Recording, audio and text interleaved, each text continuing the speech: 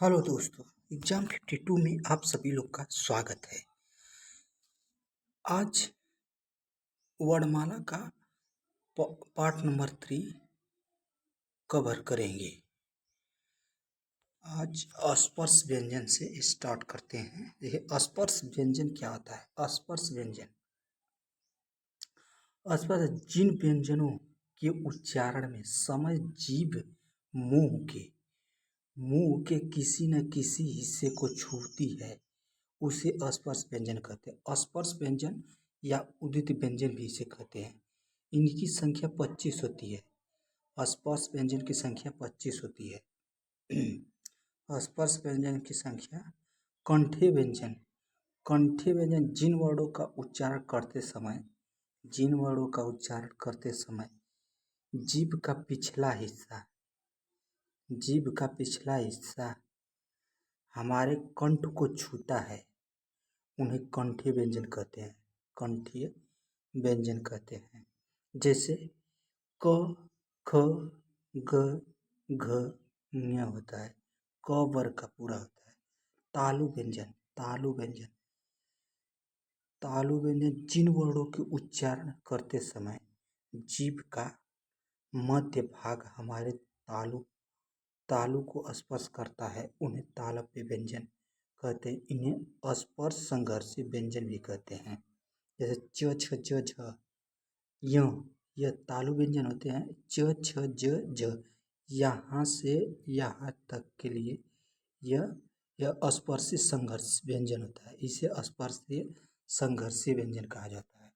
जैसे च हो गया, च, छ, ज, झ, इन्हें स्पर्शीय व्यंजन कहते हैं।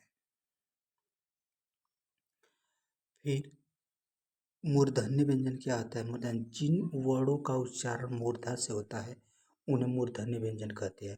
जैसे ट, ठ, ड, ढ, ड़, यह मूर्धन्य व्यंजन होता है। दंतीय व्यंजन जिन वर्णों का उच्चारण करते समय जीभ का अग्रभाग हमारे ऊपर के दांतों को स्पर्श करता है, उन्हें दंतीय व्यंजन कहते हैं। दंतीय व्यंजन त, थ, द, ध, न होते हैं। त होता है, थ होता है, द होता है, ध होता है, न होता है। त, थ, द, ध, न होता है। दंतीय व्यंजन। ओष्ठ व्यंजन की परिभाषा क्या है? जिन वर्णों का उच्चारण होठों से होता है उन्हें ओष्ठीय व्यंजन कहते हैं। ओष्ठ व्यंजन जैसे प, फ, ब, भ, म, ये 5 होते हैं। ओष्ठ व्यंजन 5 प, फ, ब, भ, म होते हैं। नासिक के वर्ण, प्रत्येक वर्ण का पंचमा अक्षर नासिक के होता है। जैसे यंगड़नम होता है, यंगड़नम होता है। नासिक के व्यंजन। वर्णों का उच्चारण स्थान जैसे कंठ व्यंजन 5 को होता है। क वर्ग क, ख, ग, घ, ञ होता है। तालु व्यंजन 5 को होता है। च वर्ग च, छ, ज, झ, ञ होता है। मूर्धा व्यंजन 5 पे होता है। ट, ठ, ड, ढ, ड, ड होता है। ट, ठ, ड, ढ, ड, ढ होता है। जो दुगुड़ व्यंजन होता है वो भी होता है। जैसे दंत्य व्यंजन भी 5 होता है। त, थ, द, ध, न होता है। ओष्ठ व्यंजन भी 5 को होता है। प, फ, ब, भ, म होता है। दंत ओष्ठ व को कहा जाता है। व को दंत ओष्ठ कहा जाता है। दंत ओष्ठ एक होता है।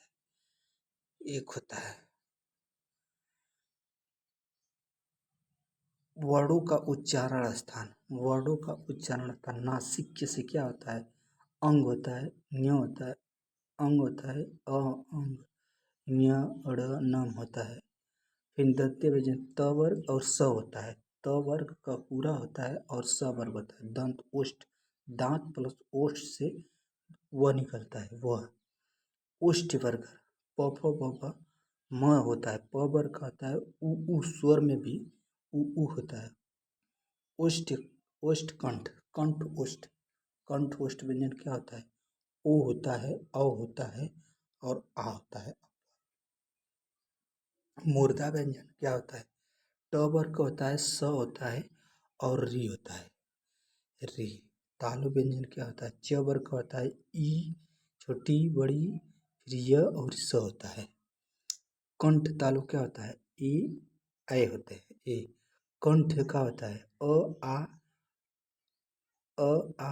अह और क वर्ग का और ह होता है। कंठ व्यंजन, कंठ व्यंजन और स्वर।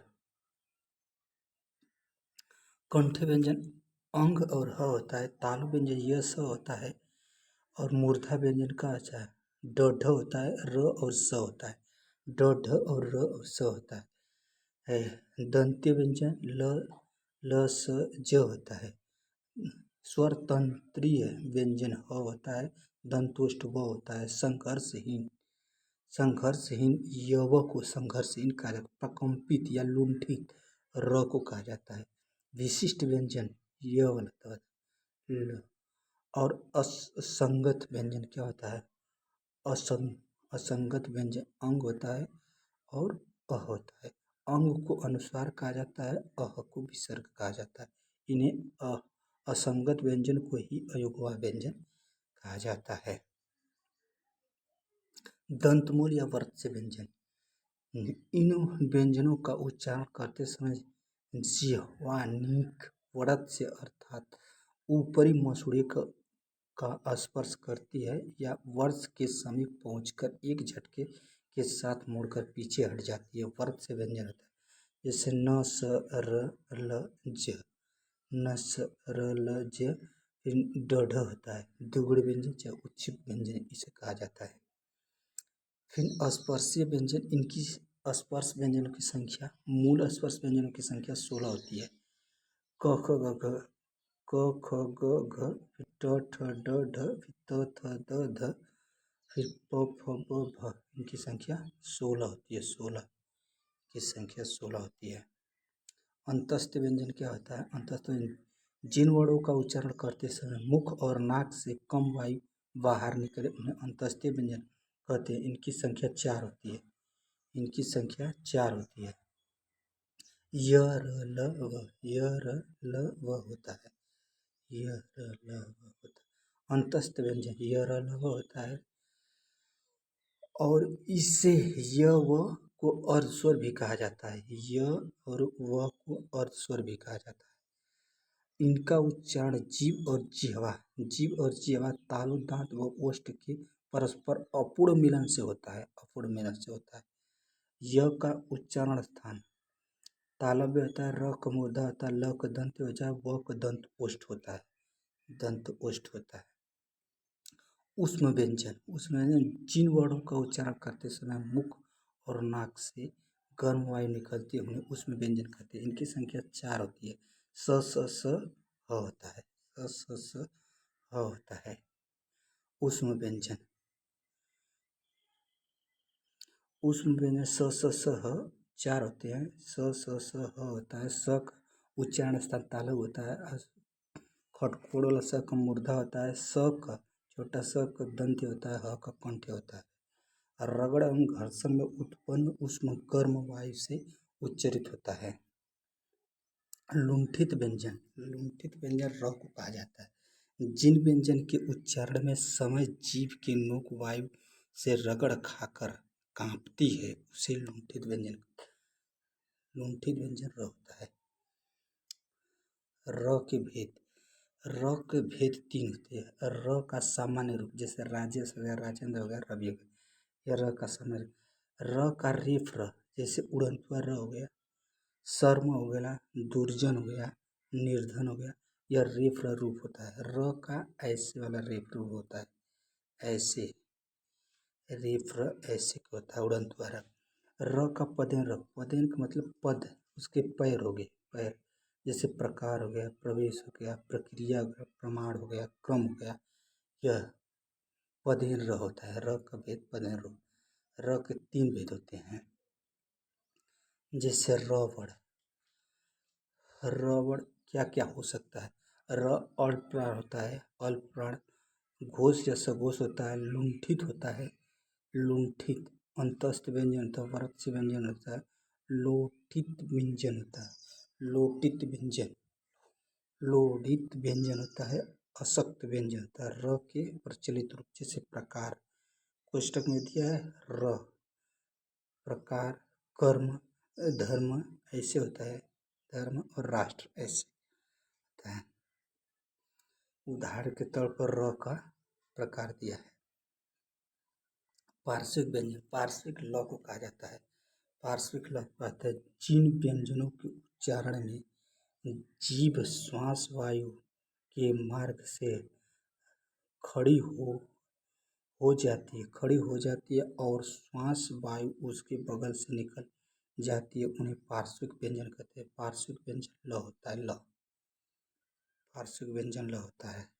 काकल्य व्यंजन, काकल्य व्यंजन, काकल्य वर्ड क्या होता है? जिन जिन व्यंजन ध्वनि के उच्चारण में मुख गुहा खुली रहती है और वायु बंद कंठ को खोलकर झटके से बाहर निकलती है, उसे काकल्य वर्ड कहते हैं। काकल्य वर्ड ह होता है। काकल्य वर्ड ह होता है। काकल्य वर्ड ह होता है। चलो दोस्तों, आज के लिए बस इतना ही। चैनल पे नए हैं तो चैनल को सब्सक्राइब कीजिए, लाइक कीजिए, शेयर कीजिए। चलिए अगले पार्ट में मिलेंगे। Thank you. जय हिंद, जय भारत।